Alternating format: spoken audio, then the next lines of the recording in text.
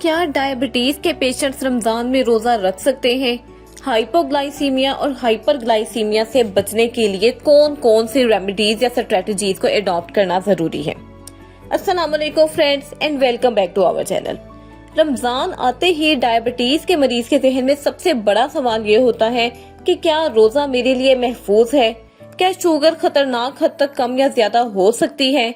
क्या अफ्तार में एक गिलास शरबत वाकई ही मुझे नुकसान देगा?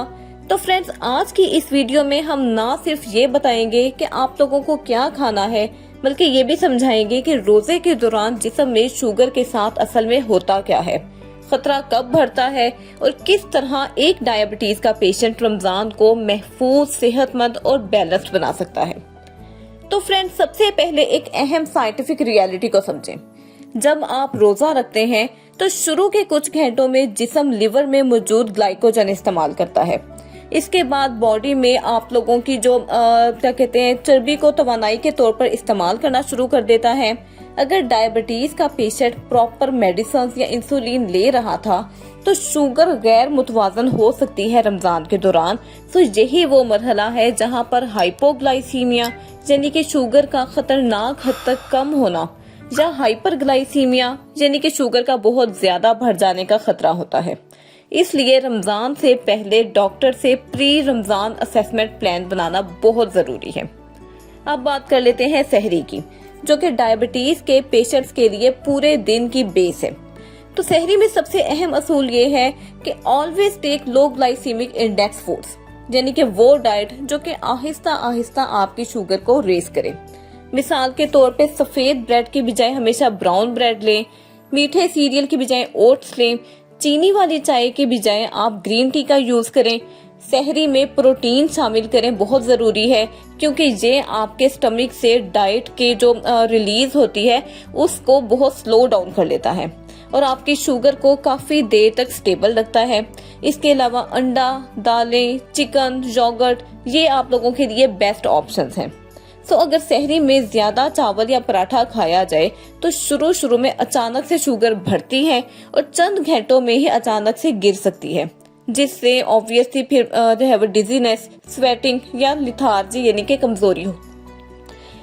फ्रेंड्स, इसके बाद पानी की इनटेक बहुत ज्यादा जरूरी होती है।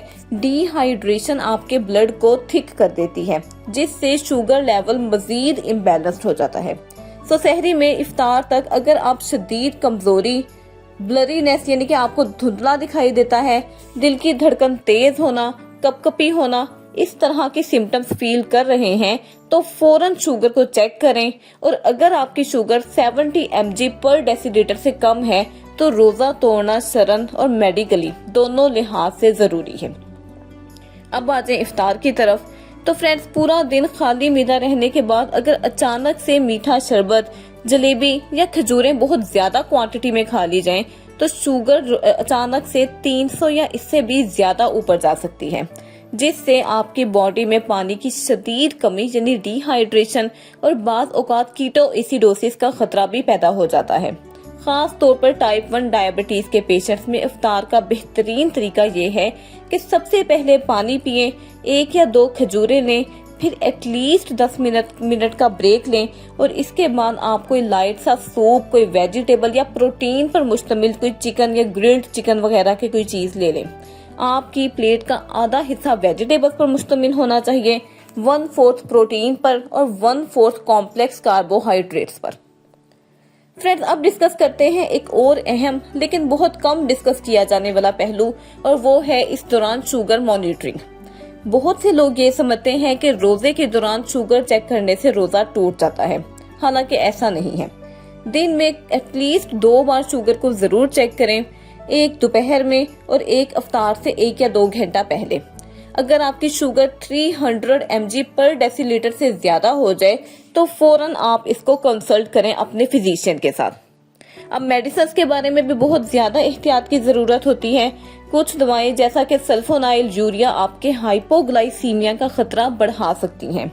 इसलिए डॉक्टर अक्सर रमजान से पहले आपकी मेडिसिन की डोज को दोबारा से एडजस्ट करते हैं। इंसुलिन लेने वाले पेशेंट्स को भी इंसुलिन के शेड्यूल में तब्दीली की जरूरत पड़ सकती है और खुद से डोज को कम या डोज को ज्यादा करना आपके लिए बहुत खतरनाक हो सकता है। अब रात के वक्त शुगर के पेशेंट्स एक और गलती कर सकते हैं।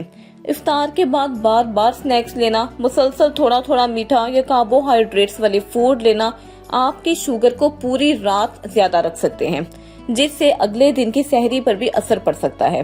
तो बेहतर यह है कि इफ्तार और सहरी के दौरान हल्का फुल्का कोई स्नैक लें, जिनमें सबसे बेहतर यह है कि आप इस दौरान ड्राई फ्रूट्स का इस्तेमाल ज्यादा करें। ज़हनी दबाव भी आपकी शुगर को मुतासिर कर सकता है। रमजान में नींद कम होने और रूटीन बदलने से आपको हार्मोनल इम्बैलेंसेस का सामना करना पड़ सकता है, जो कि इंसुलिन रेजिस्टेंस को बढ़ा सकते हैं।